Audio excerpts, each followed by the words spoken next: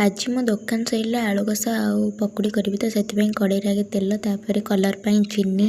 तेजपत्र जीरा पियाज सब पकईकि भलसे भाजी नेली छेचिकी रखि अदा रसुण को ताकू देदेली तापर ताकू भलसे गोलैकी एटी मसला मुझे चिकेन मसला धनिया गुंड हल्दी गुंड लंका गुंड लुण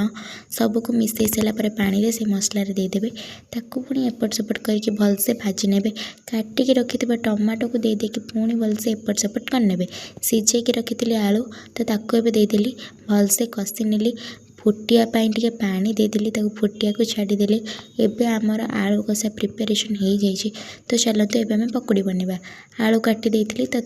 पियाज देदेली तापर एठी मो चिकेन मसला लुण हल्दी गुंड लंका गुंड देके ताकू भलसे गोली नेली तापर मुझे बेसन नहीं जाइए बेसन पकईकि ताकू भलसे